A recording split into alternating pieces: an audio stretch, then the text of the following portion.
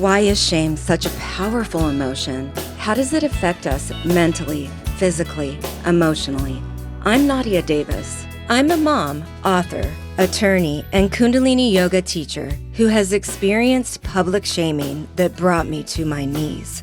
On this podcast, I'm going to tell you how I'm living the work taking shame out of the shadows. I'll give you real-life advice and skills to take away with you throughout your day. You'll hear from powerful guests who have overcome trauma and emerged stronger than ever. You too can ban the shame within and around you. Join me. You are not alone. Hello, everyone, and welcome home. Welcome to Home is Within You. Here we drag shame out of the shadows so that we can support each other together to transform it into power. Those are loaded statements, but today we have a very, very special guest, Dr. Donna Bevan, and her story is remarkable. Her wisdom in trauma therapy and treatment is remarkable. And what I find the most profound thing about her is her courageous journey in her own healing and how that is applied in her work today, making her work just utterly transformational. She focuses a lot on what keeps people stuck after trauma and what allows others, to be able to move forward. And when we talk about like staying in the past or moving forward, we're really talking about having some sort of middle ground where there's awareness of our core wounds, our core beliefs, so that when they pop up, we can see, okay, what is this learning? What is this healing? And what I love about Dr. Bevan is she talks about in her book about why we want a project of self-awareness. And I really, really, really liked that because all of us, especially in this new year, should have a project of self-awareness. And we're going to tell you the reasons why. Another link and adoration that I have for her is the power of storytelling to help connect the dots, understand, and acknowledge one's experience of abuse and healing, and the power of, when we are abused and don't know it, how shame is born there. Dr. Donna Bevan has an MSW and a Ph.D., is a Seattle-based psychotherapist in private practice for over 40 years. She is known for her pioneering work with 50 of childhood trauma, for 50 years of childhood trauma. She's worked with everyone from sexual assault and domestic violence victims to first responders, including training police and trauma-informed interviewing, that kind of social change. Her programs have helped both men and women, couples in crisis, LGBTQ, etc., and people suffering from all forms of addiction. From her own history of abuse and 5 decades of clinical experience, Dr. Bevan-Lee understands resilience at a very, very deep level and has dedicated her life to helping others discharge trauma. I want to mention her flagship program, the Legacy Workshop. It's helped thousands of survivors over 30 years and is the basis of the methods of her book that I mentioned, Iron Legacy: Childhood Trauma and Adult Transformation.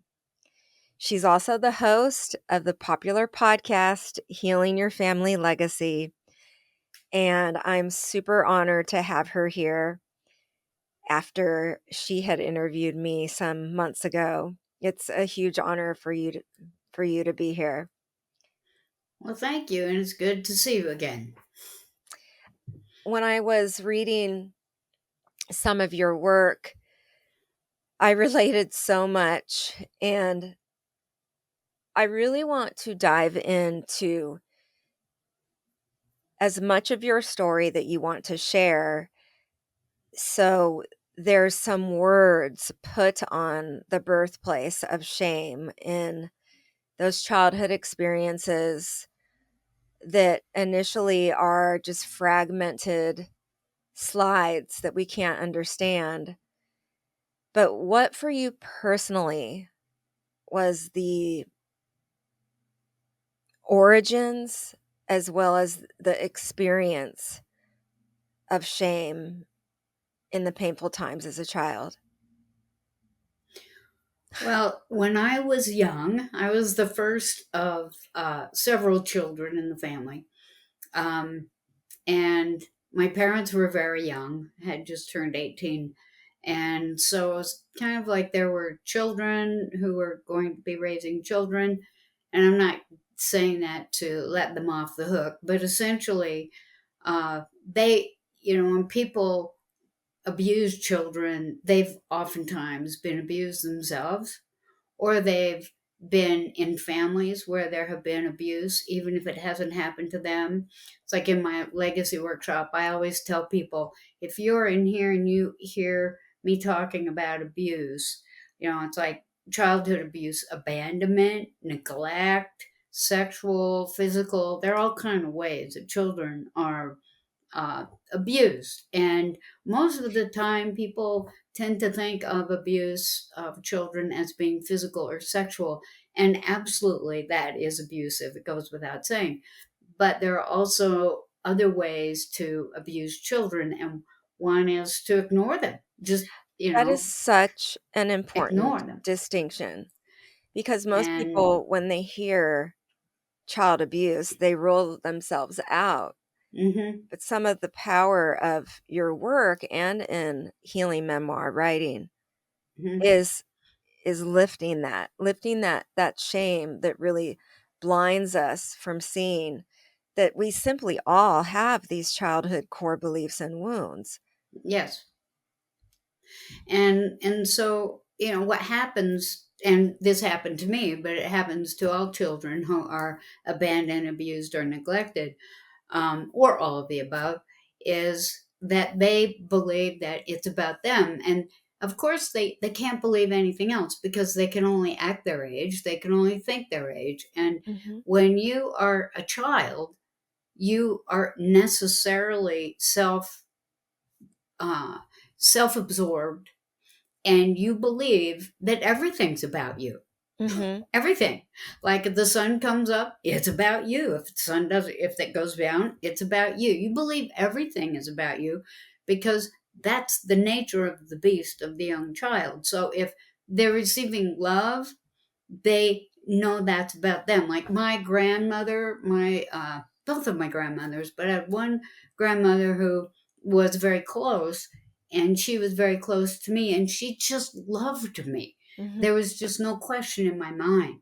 And so when I was around her, I felt joyful and happy and valuable.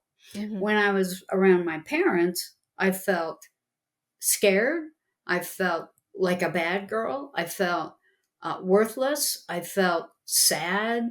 I felt, I think I said fear. Fear was a big one. I felt pain. Um, and so because I was, self-absorbed, I believed that that was about me too. mhm, And so then I filled those bad feelings, and the overall feeling, well, I won't say the overall, say the core belief that I had about myself was that I was not valuable. I shouldn't be here. If only I would be a good girl, then bad things wouldn't happen. And I was just essentially bad. I was like a bad seed. And I grew up believing that I was a bad seed. And, I remember when I was, in college, and I was told that I would either go to counseling or I would get off the campus. I went to counseling, and I told the first counselor I ever saw was on campus, and I told her, I said, "Why don't you just tell me what makes me so bad, and I'll correct it?" mm, And she looked at me and she said, "There isn't anything bad about you. why do you think that? And I said, well, because people treat me badly. Mhm. Mostly the ones that I want to treat, that I care about, right? Mhm. And and that was, an awakening for me to hear Wow. that. That Of you course, I didn't have any idea how it could possibly affect the deep Mhm. sense of shame and bad and all those things. I didn't connect it at the time, Right. but to have someone say it wasn't about me and there wasn't anything bad about me was really amazing. That was the pivotal thinking change. And I Mhm. think that is the changing point, and that is that difference that you mentioned, and people that stay stuck or don't know they're stuck versus those that could go, "Oh, it's something outside me that happened, and it's not me and this core flaw, I believe." I Mhm. wanna take you back a tiny bit to give some context, um, and her book is just beautifully written and get to this part where you explain, um, the a buckle that your father wore and how symbolic it it was to your state, your psychological, mental, emotional state at the time that is Mhm. very difficult to put descriptive words on, I'm sure. But the image was a you can correct me. The image was, basically a calf that is being sought after by a man on a horse with a rope and the calf looking away, um, unaware of the next millisecond of what would happen. Now, in her book, she says it felt like she never realized she was looking in a mirror and that there were Mhm. two important points in that realization. First, like you just explained, that you were an abused child, but even more profound, second, that you didn't know it. Mhm. Can And I you think get into that's that? true. That's true for most people. I think Okay. it's becoming more and more, people are becoming more and more aware of this because of the work that many of us have done over the years. But when I was a child, my father was a rodeo cowboy, and he, we'd follow the rodeo. We'd go where the rodeo was, and he rode broncs, but he also, his best uh his best thing that he did was calf roping. And so he won first prize, the grand prize, whatever, in a big rodeo, and he got this for calf roping, and he got this big belt buckle that shows the man roping the calf, chasing the calf and roping the calf. And the calf is just a calf. Mhm. It has no idea what's happening. But the It right. just knows that it's trying to get away, and it's really frightening. You can see it in the eyes. But that you did And not make the yeah, connection. It becomes no, even more startling right. when you tell us that her father honed this skill Yes, with a rope yes, on you. yes. He roped me. He used to rope me and my siblings. He'd line us all up. We were very young, and we would run one right after the other, and he would rope us either by, around the top of our body, or he'd rope our feet, and we'd smash to the ground, and but we had to get back up and do it again. We thought that Oh was normal. gosh. And We you thought other explained it people was did a that. calculated detachment, Yes, and yes. in those gosh, in every experience was the message in your head, "I am just a thing, Mm-hmm. an Yes, object." yes. For him. How was it for you? What I mean It was, I did not connect with him. And I did feel that I was just I was there for his pleasure. I was there to have his anger taken out on me. I was there for him to constantly tell me how disgusting I was. And, I always just felt that it was that essential feeling of worthlessness, which is what shame feels like. It's like if you have esteem, you feel like you're worthwhile. If you have shame inside and that's your core, then you just feel basically worthless. And, people act that out in many different ways. So it wasn't until in college where a therapist said to you that there's nothing wrong with you, Yes, that it was the beginning yes. of trying to make sense of the overwhelming experiences and memories. Up until that point, what how was your psyche? Well, I was a little bit split because I grew up Mormon. And my mother was like, well, I am a card carrying daughter of the Utah pioneers. We go back. And and she was, her job was to try and make us all look like those clean, shiny little kids you see in Mormon land. And, everybody's happy and smiling. And so that was her job. And she tried really hard.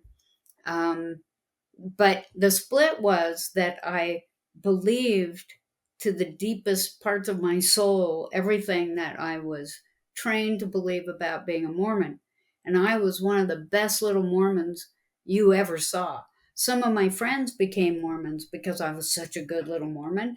And the problem was is that no matter how good of a Mormon I was, it was never good enough to stop Mm. the violence and the abuse. So I kept thinking, I must be doing it wrong. I must not be a very good Mormon because if I was a good Mormon, God would make this stop happening to me. And Mhm. over the years, I've heard people say in defense of, not of being angry at God or being, whatever, feeling angry at God or feeling like it can't possibly be because what kind of God would allow this to happen? And it's like, well, God doesn't make that happen. Humans make that happen. Right. And, what kind of an experience on, in this planet would we have if there was some great big, whatever you think that But is, that was that's a double passing layer. judgment? It is That was a double because layer yeah, blocking you. on the one hand, I'm being the best little Mormon I could be. On the other hand, I'm getting abused for it all the time. And the Mormon church protected him Mm. because I wasn't the only one. That is so overwhelmingly layered and confusing. Oh, Well, and that's one of the abusive. things that has Wow. been the hardest for me now is to somehow accommodate the fact that this man, this big Mormon, he was in the bishopric and everything.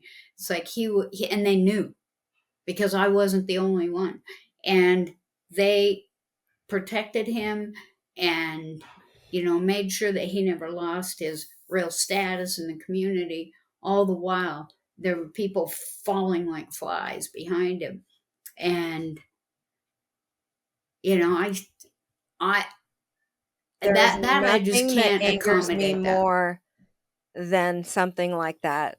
And Yeah, I don't have a lot of anger, but then yeah. an evil, bad person, I hate to use that word, but somebody I'll take the words back, but when there is a human being that's purposefully inflicting harm on others, Especially purposefully, children.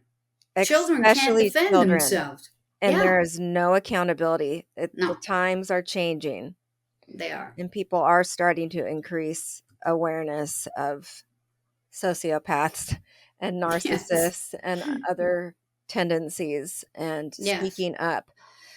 So, with all of those layers, doctor, the PTSD and your, having to be in survival mode for so many years with these fragmented memories you describe, and then this therapist finally saying, it's not you, it's not about you. How did the early therapy and process start to help you connect the dots between this, like, and the cause and effect? That must have been a long journey. Describe that. Well, it really was more of an intellectual and cognitive journey because I was in school and I went to the university to be a writer. And because I was forced to go to therapy, over time I started to think, well, I really like this work. You know, I Uh-huh. like writing and I always wanted to be a writer, but I thought this work here, this is dynamic. She's a It beautiful writer, really by the way. enlivens me. You know, I loved it. And so I changed my major and learned how to become a therapist. Now this was back in the early 70s and they were doing therapy like, well, tell me how you feel and what does that look like and how does that fit. Mhm, There was no real interaction. mhm, And and I learned all that. And I went on, got my master's degree, and I learned how to do it even more. um, and then I was out, doing what I was doing. And, I wasn't initially a therapist that I became, but I worked in emergency rooms of two major hospitals, two major trauma centers, and I worked with people who were in instant trauma that were right there in front of me.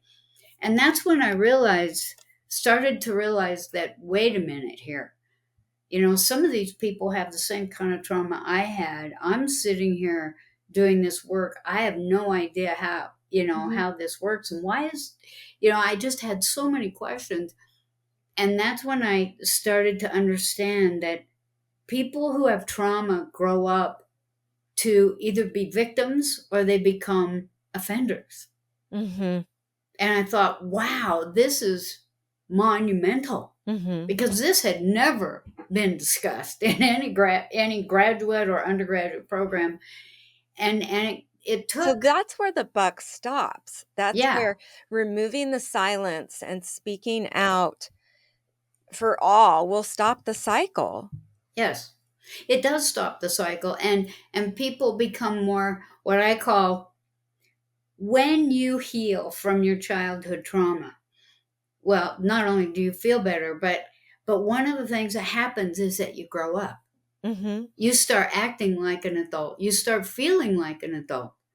I oftentimes wish that Congress would all take the legacy workshop Right. because if they freaking grew up, we'd probably be in better shape. They don't act like adults.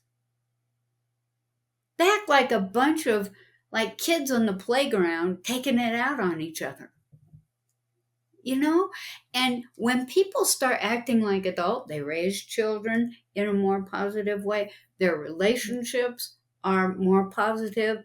There's more peace, like you were talking about, feeling more peace and better about yourself. When you do that kind of work Mhm.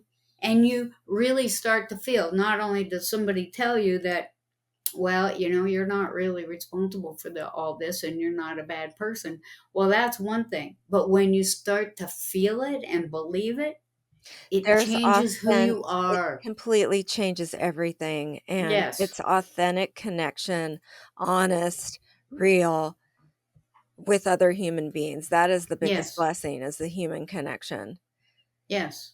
Now, when And you to me, that's a spiritual Yes. experience. Yes, absolutely. But it takes that diving in, and I wanna get back to the storytelling and a part where you say it became an embodied truth for you. So Hmm. you're in your studies, Hmm. and you're seeing these patterns, but in your own personal healing, the storytelling and the writing helped you Yes. connect the dots? Yes. Describe that. Well, I I wanted to be a writer, so it was kind of easy for me to do that. But The truth story. I started to write about how I felt inside. That was a lot of it. You know what? It's I so for instance, in my book, I write the tale of two dresses. Okay, I don't know if you read that part, but the tale of two dresses was that the one dress I had when I was baptized. Now, we didn't have anything, okay? So, whenever we received anything, it was always from this grandmother I was telling you about. And the first dress was a dress that my grandmother made me. It was all white, and I was going to be baptized. Mormon kids are baptized when they're 8 years old. And, I had been told all of my life to that point that when I was baptized, all my sins would be taken away. And basically, I'd have a brand new start, a brand new uh, uh, Soul. tablet to write Mhm. on, right? It's like my soul would be cleansed. I would be going up forward, and I knew right from wrong. And so I'd make all the right decisions. And in my mind, I thought, and this will be it. Mhm. Then it'll stop. The abuse will stop. Now, I didn't call it abuse, but it's like maybe my dad will like me, and maybe my mom will like me, and they'll stop doing this, right? And so my grandmother made this beautiful white dress, and I went in, and my father was baptizing me, and down underneath I went with my little white dress, my little white socks, and I came up expecting that I was going to Like you feel paid the price. I remember that like part. I would be wonderful now. Mm. And what I got was a glare from him, and Mm. that we'd have to do it twice because my toe he tried to he my toe I was like came up, and he tried to push it down, and he knew. And so I left there, and it was one of the most depressing days of my life. I left there, and Wow. I just felt, and that night he was abusive to me. I don't want to go into all that, but it was just a terror. And everybody was celebrating. I was the He first tried to pull grandchild. what down? My toe. Oh. So I just felt, the whole family, extended family in Mormon land, uh, it's big. And so everybody was there having big dinner, celebrating me. And I felt like crap. I just wanted, and my grandmother rescued Wow. me. She said, I think you need a little rest. So she told me to go rest instead of trying to be all excited. And Wow, that must have yeah, been devastating. it was. It was one of the most horrible experiences. And that, I was 8 years old. I'd had, people say, well, how often did he beat you? Oh, it seemed like every day for no reason at all, just And because it I was was there. mainly this cat, the rope. Yeah, yes. Be just sitting around doing homework or, anything else. And you never knew when it was going to come, just like the little calf. Like Wow. you're just busy being a calf, and all of a sudden there's a rope around your neck and somebody's tying your feet up, right? So that was that was a fairly monumental, because I realized at that time when I was writing about that was the moment that I realized there was absolutely no hope for me. If I couldn't go through baptism like everyone else, all those shiny little faces and all these happy people, and come out feeling like that, I was lost. And Mm. that's when I started to question, it's like Everything. why am I doing all of this? Mhm. And Wow. it took years in therapy and different kinds. How did I you went get physically? Let's start, or Hmm. away. How did I get physically away Yes. Did from? you move out to go to Oh college? yeah, yeah. I You didn't know left. about college because, well, when you're the kid of a rodeo cowboy, you don't really learn about those things. But a teacher I had, I was really smart and I got good grades and suggested that I do that and submitted an application for me to have a scholarship. So when I saw that and I could see that that was the way to leave, I took it and I went Wow. off to school. Did anybody, any, adult figure ask you if you were being abused? No, No one asked you anything. no, Did you ever think of sharing it? But no. you because you didn't know it Well, was not I just, normal. no, I didn't. Okay. It But would you be like saying, "Oh, guess what? I put my shoes on today." mhm. Wow. I think Were there you was one person. afraid Oh, of gosh, there's so many different emotions I can't imagine yeah, that you went through. Did you talk about it with each other? no, Wow. siblings don't talk about it with And each your other. mother just would stand by and watch or turn her eye? I think she was horrified, depressed, and feeling trapped. Okay.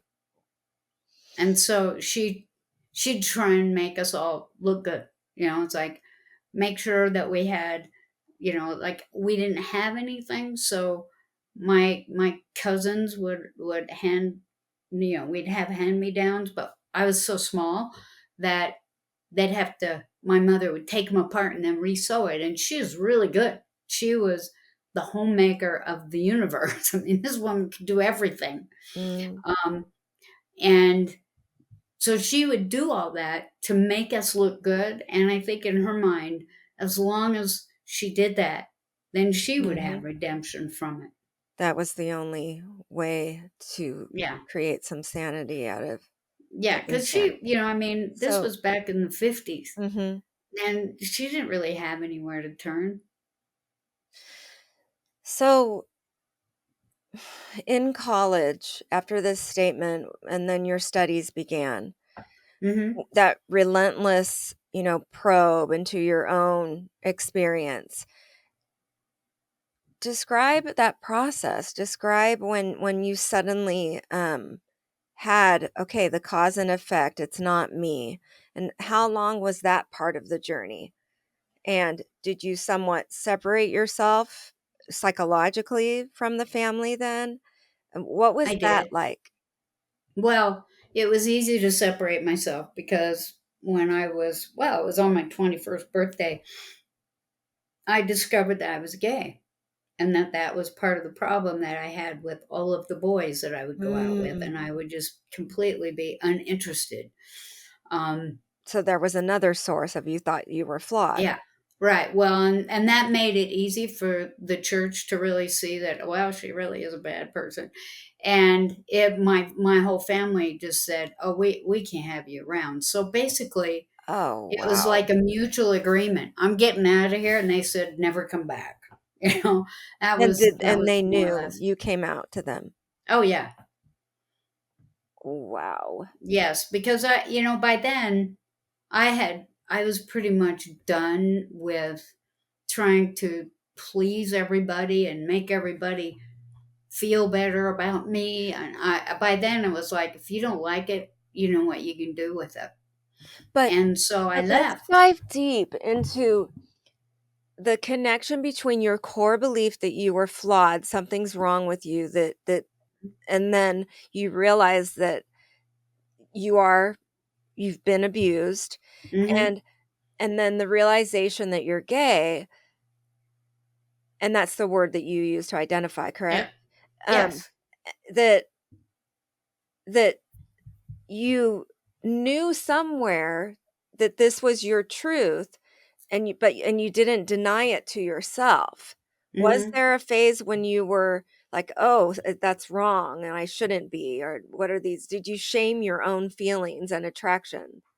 Well, first I came out and discovered that I was gay before I was really into this kind of therapy that was transforming for me. Mhm. So when I came out, it was just a huge relief because I had a lot of boyfriends and I'd been engaged a few times and it never worked, right? And And that so I feeling thought, when well, there's you something wrong with me. Mhm. And then I realized, well, not really, not nothing's wrong with me. I'm just not And heterosexual. it was a interpersonal relation or Yeah. experience that just happened, and you just said, Yes. "Oh, Oh, this is yes, where it I was meet." like, Oh, "Oh, okay, this is the deal." So, okay. I didn't feel bad about that. Um, It I was felt authentically you, and so thrilled. Yeah, okay, it was like doors opened, my eyes opened, "Oh, this is who you are." okay. And That's that was a beautiful. good thing. But down the road, in answer to your question, I was already in drugs, alcohol, all this craziness because I was trying to numb the pain and sadness and the shame and all that. And so when I got sober, which I was fairly young, I was 27, I decided, okay, I'm clean and sober now and I need to get back to my roots. So I Wait, did decided you just to decide you wanted I to be sober? How did that happen? That's a whole whole 'nother oh, podcast. that's a whole other Okay. podcast. Okay, but it began to become, Yes. to damage your life enough, Yeah, oh, that in the you horrible ways. Yeah, horrible, okay, we'll do that another interview, yeah, but you made a decision, that's not an yes. easy decision, that takes a lot of self-awareness and understanding, but after I mean, describe it in a nutshell.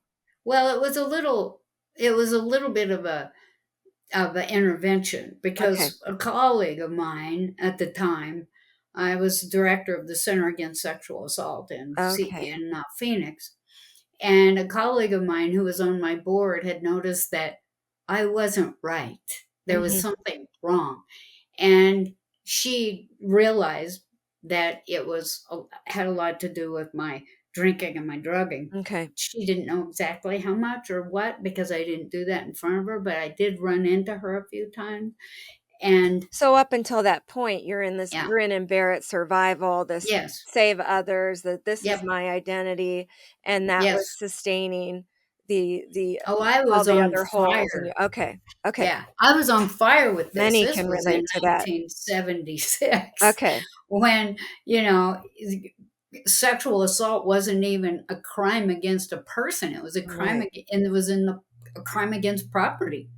And the victim of the crime was either the father, the uncle, the brother, the husband, the boyfriend. They were the victims. You Right. know, we were the witnesses. So I was on fire about this. This was like I was going to change that, and I did. Yeah, there was But absolutely no accountability. It was all nah, victim blaming. that's right. All And victim so blaming. yeah, so I was doing that, and I put everything into it. And she would see this. So one day she came because she was concerned. She came to my house, and I was going to kill myself. And she came to my house and said, I'd like you to, put that on hold for a few days and just, get yourself, into this facility for executives. I was an executive. Mhm. Oh, okay. I'll go to this Okay. executive retreat. And that's where I discovered that, oh, wait, I'm not mentally ill. I'm not as bad as I think I am. Um, right now I just know that I have a drug and alcohol problem and I need to stop. So I did. Wow. And You know, you I, that's wow. just what I did. And describe the inspiration within you to do that. How with this core belief you're flawed, and then you had changed that into your identity and your truth. But what in you motivated you to do that for yourself?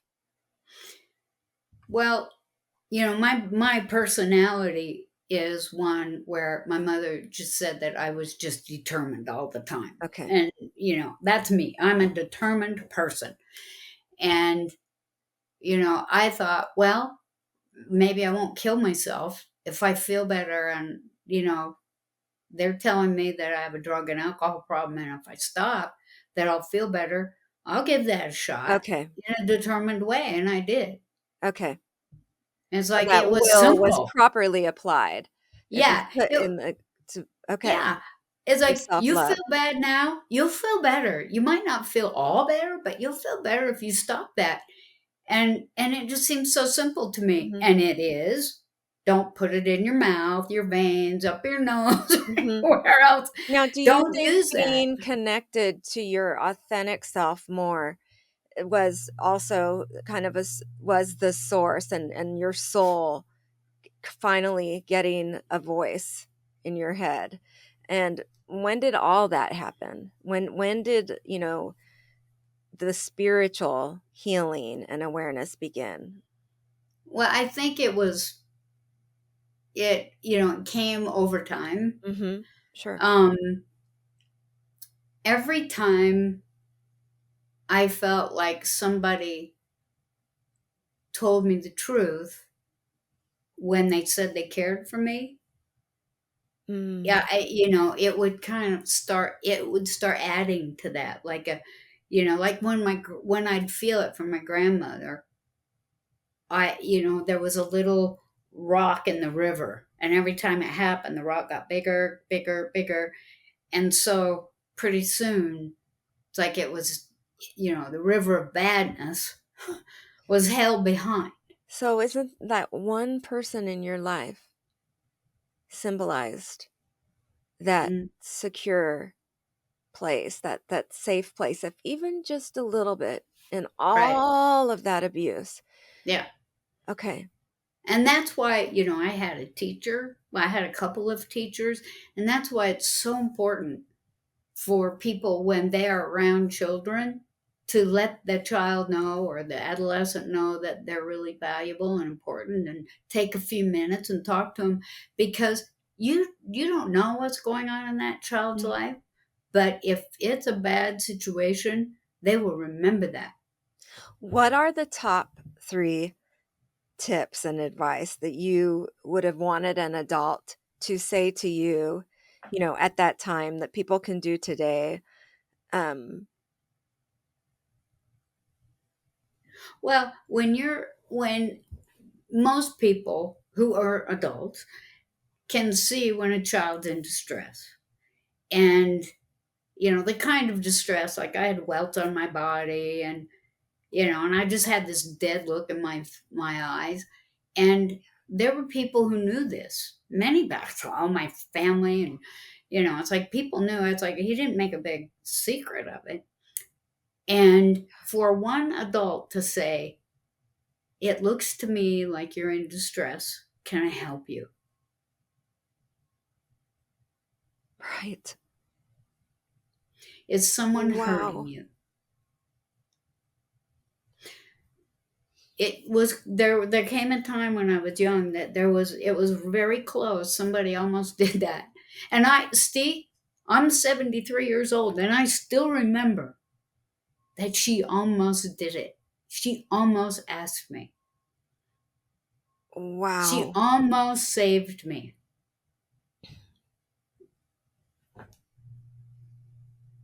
And I One was only what, question 14 or something? So those things matter, and they stay in your mind.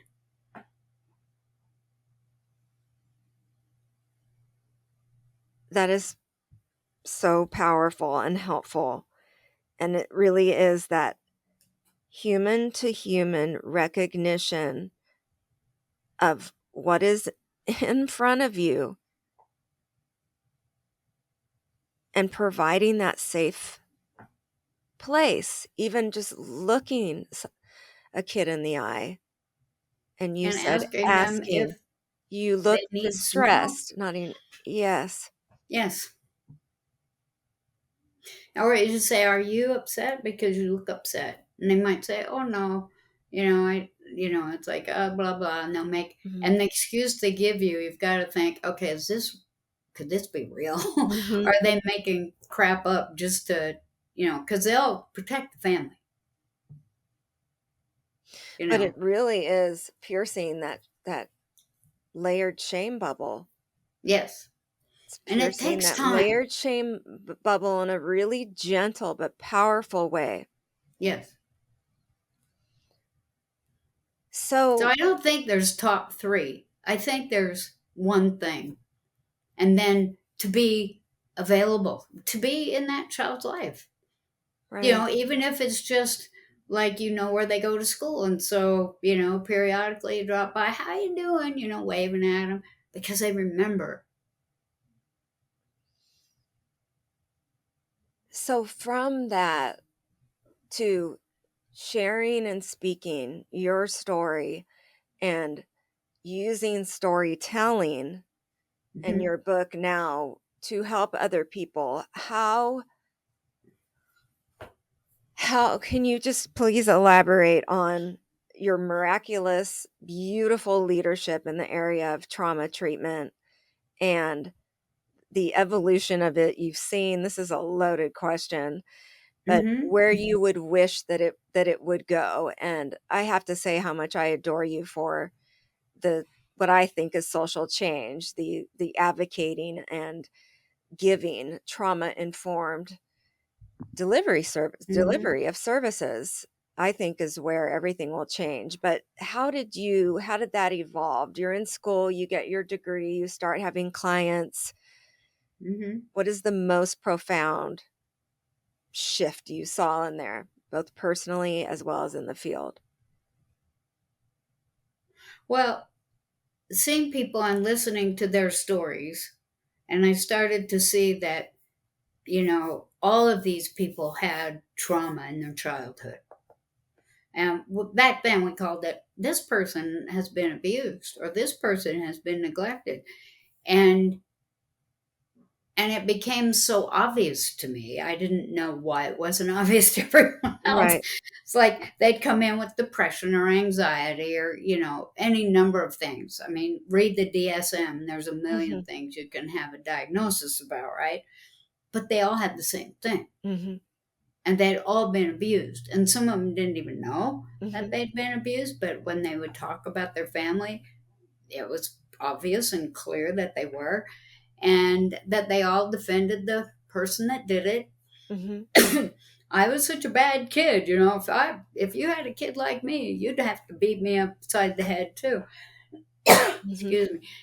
But that's when I started to, I mean, it didn't take very long for me to recognize that these people were me. Mhm. And I, So, and you said the clinicians in treating substance abuse, including yourself, notice patterns in the yes, histories of addicts that included many forms of childhood trauma. yes. And we were not trained to even deal with that. We weren't even trained to look for it back then. Mhm. We, we were trained to deal with people's um, external. So, like if you were depressed and you didn't like your job, we were trained to help you feel better about your job or to find a new job or to, it was never about, well, it's like, The so core what's going on wounds and inside of you, beliefs. right? Yes. And so it was all symptom management. And yes, you do need your symptoms managed if you're going to go into some heavy duty work around your childhood trauma, because if you're already anxious, this is going to raise the level of anxiety. If you're already depressed, you could go out and decide you can't live here anymore. I mean, so you have to have your symptoms managed. And there are ways to do that before. And people have come to me over the years and they say, okay, well, I'm clean and sober now and I'm not acting out sexually anymore and I'm not gambling addictively anymore and blah, blah, blah, blah, blah. So now I'm ready to do my trauma work. I say, how long have you been sober? And if it hasn't been for at least a year, I say, you keep getting sober and then come back. Mhm. Because I'm not going to, you're not going to come up, bring all this up and be not quite sober yet. And Mhm. it takes people about a year to really feel solid in their sobriety, Mhm. whatever their sobriety is. For people who have depression, anxiety, those kinds of issues without the addictions, um, they can get their symptoms can be managed with medication or you know um, But it I lost it there for a minute. They can be managed in many ways. So just when a person is stabilized, that's when you look at it, so not you when were they're rock getting and rolling. right. But I mean, you say in 1980, it wasn't until it was as recent as 1980. So we're Yes, talking 43 years ago. yes, You wrote, after strenuous lobbying by mental health professionals, yes, post traumatic stress disorder, or PTSD, yes, was added right. to the To third the edition of the DSM, yes, which governs what is and is not considered a disorder. right, So that, folks, that's 43 years ago, yes. where And it was trauma because, treatment and the yes, link she just talked about, this relationship between addictions, depression, and then addiction, was yes, finally recognized by society as the yes, pattern of the human race. yes. Just blows my mind. And it was, we can all thank Vietnam veterans for that, Mm, because it was because of their experience that that was added. wow. We weren't even thinking about, or I was, but most of the profession wasn't even thinking about childhood trauma. Mhm. They were This thinking is just about, fascinating to me. They yeah, were thinking about the veterans and their adult veterans, experience. yes, But then sexual after assault that, they victims, yeah, started diagnosing children. They started looking at somebody's childhood. yes, It's just amazing to me. And yes, the media's coverage accurately and fairly of mental health struggles, addiction struggles, has long failed to catch up, let alone yes, the mental health professional industry. right, And I just think this history is fascinating, and no wonder why there is so much individual personal shame, interpersonal shaming, familial shaming. hmm, No wonder it's a why, legacy. but it's changing. It is. No, my last question, we're running out of time. I need to interview Okay. you again, is what suggestions can be given to the public and to the media when covering trauma? Like your advice to adults to get to the eye level of a child and say, look, Hmm, just reflect what you're seeing. It looks like you're struggling.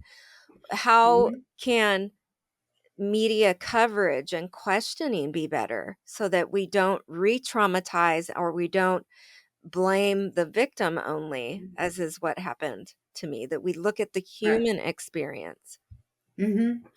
Well, I think that it's like, even when people ask me about my own trauma, I, I kind of resist that a little bit, because I don't think that the media, not you, but most of all, the media will just sensationalize Mhm. some of this, and Right. that does not help people.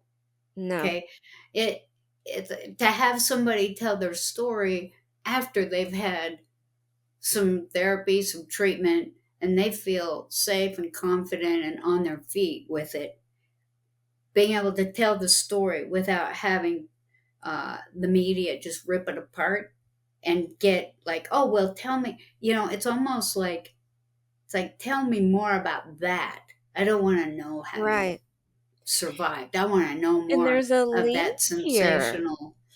Yeah. There's a link here that you beautifully identified, and you said, the media has shown some interest in Mm-hmm. trauma informed projects and policies, but that there isn't further inquiry into the ACE study, or the what Yes. it revealed about the prevalence and the consequences of childhood trauma. There hasn't been anything there. So if there's trauma today, or a crime committed today, or whatever it is that's being covered, shouldn't we be asking what is the map of this individual as a child? What caused Yes. this? Yes. We have to ask that question because until, like for instance, there most of the people who commit horrible crimes are not bad people when they're born. Right. It's like it's a result of whatever trauma they went through, Right. and sometimes it's not obvious. Hmm. But if you're not, but they'll show you. People show you how And traumatized they hurt are. people hurt people. And so the Yes. power of this is not just to look at No. the quote unquote bad, is not just to point Nope. fingers, it's to Nope. heal. That's right. It's to heal each other Yes. and And stop the part of cycle. yeah, and part of my own recovery was, recognizing how my father grew up Right. and, how, Right. it's like he grew up on a reservation with, in a tent with no floor. And, it was just there still is no uh, law enforcement on that particular part of the reservation. People just, Right. And you but know, seeing his yeah, story, yes. what was And how did yes. that help you? Well, it was after I'd done all this work on my own. Mm. Not on my own, but because you don't really do this on your own. You have to it's a dynamic process. Mhm. But, after I started feeling better and realizing who I really was as a human being and feeling glad about that and, joyful about You that, were able to have then I that could look at compassion. him. Wow. Because what people do is that they go there first or they want to go there second because they still want to defend those people. And it's like Mm. there's no defense, but Right. there is an ability to, once you are fully in your own recovery from all of And this, truth, that right. you can look at them as another human being Exactly. and just say, oh, yeah, it's like what happened here and oh, that could be bad. And you're looking at it not as an excuse for what happened, but as a way to say, and they belong to me.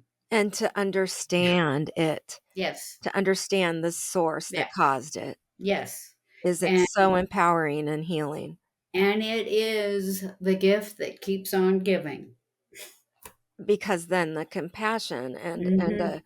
uh, it is truly an unconditional, or a love that surpasses any other kind. There's Yes. no necessarily forgetting, but it's a layered understanding that I see and read in your words, and that I personally have experienced, that is beyond far beyond anything I can describe. And it takes, like, your own personal healing and journey and insight. Yeah. And Well, and and today like with my clients, when they say, "Well, how long will this take?" and I say, "Well, however long it takes, you got to get up every morning and do something anyway. You might as well work on yourself. You might as right, well work on your own healing. You got to get up and do something. to You can do once that." make self-awareness your new project, Yes. and it is the exact opposite of being selfish, or Hmm. um what is the layers that Priya talked about are, self-centered, self obsessed, and Yeah. self-aware. Yes. And when we have that introspection, we can be present fully for others in the present moment, and really get out of an ego-centered way of living, right? That's correct. What do you then do on a daily basis? In a nutshell, is there a personal mantra? Is there a personal practice that you have to stay connected to that home, that little girl within you? Oh, I go outside and play Good. I love it. every day. Oh, that is great. I love it. Yeah, I really do. Thank you for sharing that. You are Well, thank you. definitely one of my heroes, and I admire you so much. You have helped me in so many ways, and it is, again, a big honor to have you here. Thank you, Thank you. Dr. Donna. Thank you. You are not alone. If you are dealing with shame and trauma, please reach out to me through my website, nadia-davis.com. You can get a free Ban Shame tip sheet and find out about upcoming events. I'd love it if you picked up my book, Home is Within You, wherever books are sold. If you like this podcast, please tell a friend, leave a review, and make sure to follow me on Apple, Google, Spotify, or wherever you get your podcasts. Sending warm hugs.